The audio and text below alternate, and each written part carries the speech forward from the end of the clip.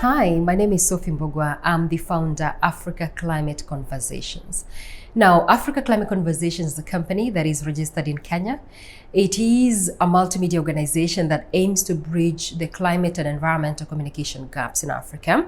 So what we do is that we produce a podcast. We produce the Africa Climate Conversations podcast and also the Africa Climate podcast. We also work with African journalists through our channel, Africa Climate News. The essence is to bridge climate and environmental communication gaps in Africa. We also do produce a YouTube channel, Africa Climate Conversations. I hope you have subscribed. If you haven't, please do.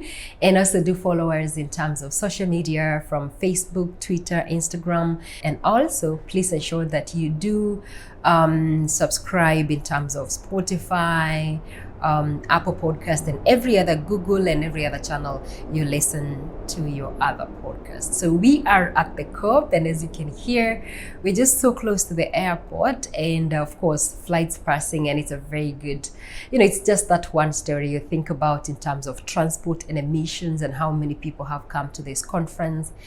And of course, you think about we're trying to curb global emissions, but then again, a lot of troubles that is actually involving that discussion. But anyway, that is not the discussion I want us to have. I want us to have a discussion about energy access and just transition and financing energy issues in Africa. I come from Kenya, and I come from a country that is I think it's now over 90% of the energy that we actually use are from renewable sources. We use a lot of hydro, we use a lot of geothermal. We have solar now, we have wind, and so much of the energy that we actually use from Africa, from Kenya, is renewable. But then these are resources that are highly impacted by climate change. And that goes for many parts of Africa, apart from South Africa that mines a lot of coal. And we're talking about majority of sub-Saharan Africa are countries that are basically green when it comes to the energy. But you see, African nations are part of the Paris Agreement. The Paris Agreement has two goals. The aim is to keep the global warming at 2 degrees, below 2 degrees Celsius, and even aim to actually take it further down to 1.5 degrees Celsius. And for us to be able to do that as a world over is that the world nations have to keep their fossil fuel down. We're talking about oil and gas, we're talking about coal, and we're talking of other resources that are actually non-renewable, and so adopt renewable resources, renewable cleaner technology for us to be able to grow in a sustainable manner. But then the climate discourse is something that when you think about it, the wealthy nations, that is the rich nations, are the greatest contributors in terms of the emissions, and historically they are the ones who've developed using fossil fuel, coal, and all manner of fossil fuel. That is why they've managed to industrialize all that, because let's be honest, access to energy is access to development. And so if you do not have development, if you do not have energy, then that means your development is basically curtailed. But let's not also forget that not a single country in the whole world over has ever developed using renewable energy alone. We're talking of renewable energy. Yes, it's cheaper. It's a cheaper technology, but the truth is we are yet to come up with the issues of sustainable, batteries that can be used to store this power, and for nations to be able to rely on this power even throughout the day or throughout the night. The sun is there for a couple of hours.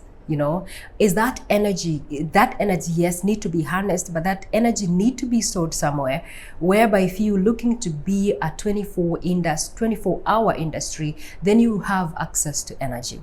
So I want to take you back to the Africa Common Position on Energy, Access and Just Transition. It actually stipulates that Africa requires an energy mix for it to be able to develop, meet its development agenda, and also over a long period of time, be able to adopt more renewables in its system. The truth is, majority of African nations do not even have base load for energy. Majority of this nation require, not even majority, countries require a transition of fuel for them to be able to actually meet their development trajectory and also have a baseload or a transition fuel by which this will enable over time to take up renewable resources. So what the common position is about, it talks about, and this is by the energy ministers in Africa, it talks about exploring natural gas, green and low carbon hydrogen, talks about nuclear energy that will be crucial in terms of this whole short-term, middle-term, and longer-term energy goal for Africa. And it's about just transition, and we're talking about just transition. There is no just transition if Africa does not have access to energy. As we speak, world over, 700 million people do not have access to electricity. And we are talking about nearly 600 million of those people living in Africa, and more so, sub-Saharan Africa. Majority of sub-Saharan African countries are still least developed, and Africa needs to grow. So the talk about energy transition for Africa is about that space to grow, is about that space to develop. And so if you look at countries like Nigeria, Angola, and we're looking at countries whereby those countries that depend on oil and gas, basically 50 to 80% of government revenues come from these resources. So you cannot tell this government do not use oil. And that is actually one of the huge part of their resources. So Africa requires time, and Africa requires the space it requires for it to be able to develop. And that means that Africa should use both its non-renewable sources and renewable sources as well. For me, saying that Africa cannot use its fossil fuel resources basically amounts to carbon colonization. The reason why, look at what happened. In Glasgow last year, before that, the talk about from Europe was about natural gas should also not be mined. And then, the universe has a funny way. Then Russia-Ukraine war happens. And what happens? Gas prices flares up in Europe, and there's an energy crisis. And so now natural gas becomes a fuel that should be used. See the game changing here? So for me, and who is being looked up to provide that natural gas? It's Africa. Look at Mozambique. Mozambique is one of the poorest countries we have. But the natural gas that is actually being mined from Mozambique is not for Mozambique, it's actually for sale. But then when you look back at actually natural gas, Mozambique itself as a country, the resources, yes, that you're getting, but then at what cost in terms of conflict and everything, the communities, involvement, and there's a whole talk we can talk about conflict and natural resources and mining in Africa. And it's about a whole thing of like, conflict is necessary. Why? Because then again, these minerals and natural resources has to be taken out of Africa at a very, very low cost, cheap cost, for those who need it. And the truth is, Africa has not really ever developed or really benefited hugely in terms of its natural resources. So we can speak here for a whole day, but all I want to say is that Africa has the right to develop, and Africa needs that space. And Africa cannot be told to keep its resources down, because then again, how do we build industries? How do we grow without energy? And curtailing African development, for me, is carbon colonization. And so Africa also needs to wake up in terms of mind shift. It's our understanding. If you look at the UNECA, it's very clear. If the entire Africa mines, it's natural gas, the emissions that are currently now at about, less than 4% for the entire Africa, South Africa and the North combined, we're talking about less than 4% of degrees of emission. But if Africa, the whole of Africa mines its natural gas, you'll only add up only 1% of your emissions. If only sub-Saharan Africa decides to power its energy using all natural gas that it has, the emission for sub-Saharan Africa will rise up by 0.6%. Those are negligible numbers, given the fact that the ones who contribute 80% of the emissions are not keeping their coal down, are not keeping their the resources down. Africa has to wake up. African leaders, everyone, people, we have to wake up in terms of understanding who we are, where do we want to go. We have the Agenda 2063 in terms of the African development blueprint. And industrialization cannot be achieved without energy. Energy equals to development. And Africa has a right to this carbon cake. Africa has every right to develop. And Africa has every right to use its mineral resource, its natural resources, God-given natural resources. But then again, we have to look at this issue. Oil and gas has really never benefited Africa, but then we need to wake up. Why? What are the problems? What has been happening? Right now, when you talk about the frontier for clean technology, Africa is because it has all the majority of the minerals that the world needs. When you talk about cobalt, look at DRC. When you talk about lithium, when you talk about hydrogen, when you talk about these resources, Africa has a huge deal of these minerals.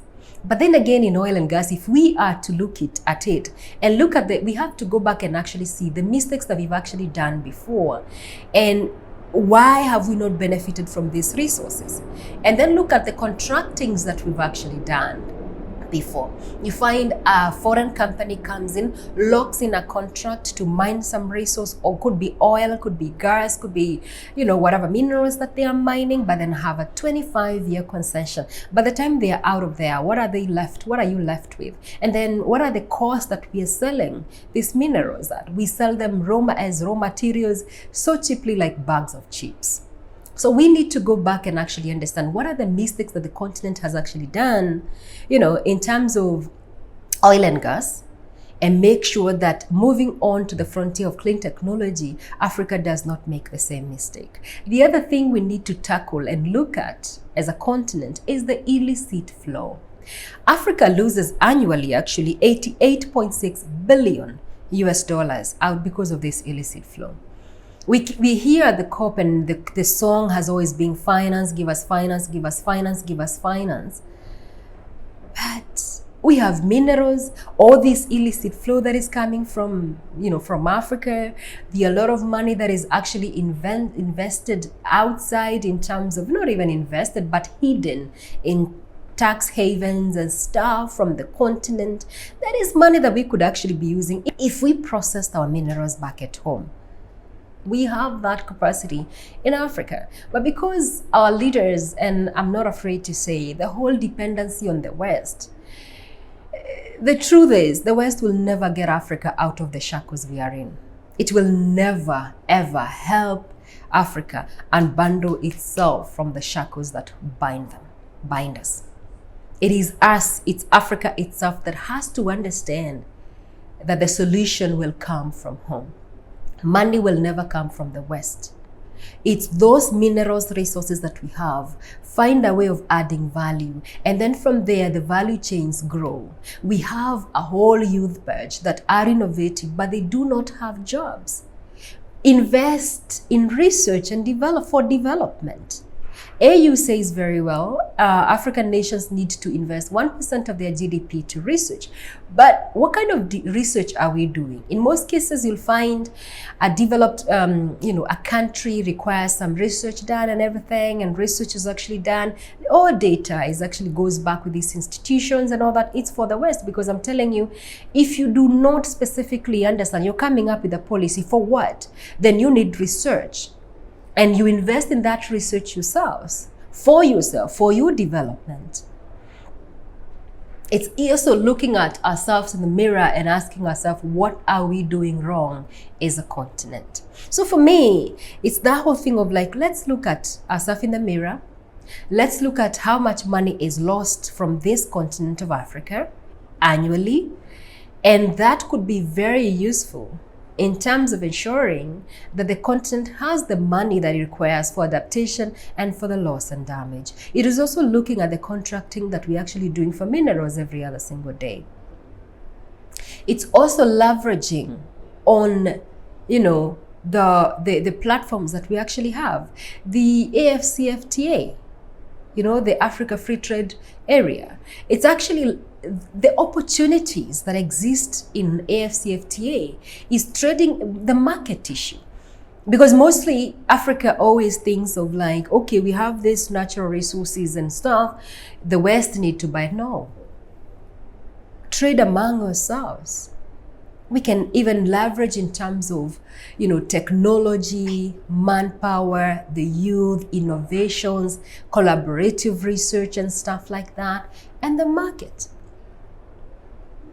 Think about, like, we have the Southern African grid power pools, the Eastern African power pools, the Central Africa power pool, the Western Africa power pools, and how, easy and cost effective it is to trade power. For example, if Kenya produces more power than it actually needs, so it can actually produce enough power for itself, to power itself and communities and industries, and then it can actually sell the surplus to Uganda, or it can actually sell a surplus to South Sudan.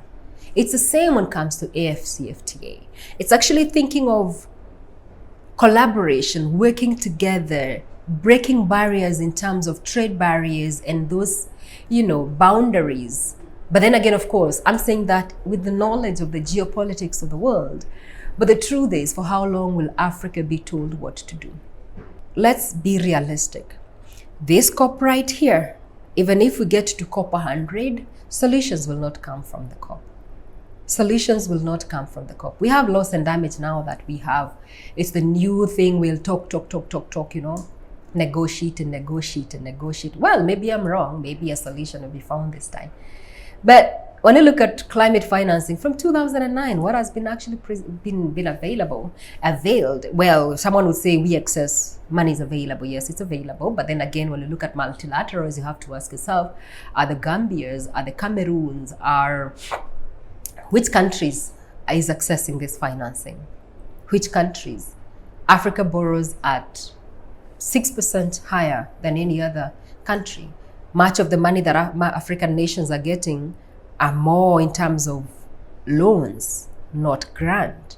So what is actually happening is in terms of sinking countries more and more into debt. But anyway, we'll keep having these conversations, but the message I wanted to pass across today is that solutions will come from Africa. Solutions will come from within your own countries. The day you realize that no one will ever come to save you out of the shackles you're in. Again, my name is Sophie Mbogwa. I am, or you can even call me Wamboi. I'm the founder, Africa Climate Conversations. So if you haven't followed us on social media, please do follow us on Twitter, on Facebook, where else? On Instagram. And you can also follow me personally on Instagram, and also please make sure that you do subscribe to our YouTube channel, and please also do click on that notification button, and then so that you can get a notification when we post something new. And also please do subscribe to the podcast using Spotify, Google, Apple, and Podcast Addict, and every other channel that you basically access your other podcasts from. Thank you so much for listening.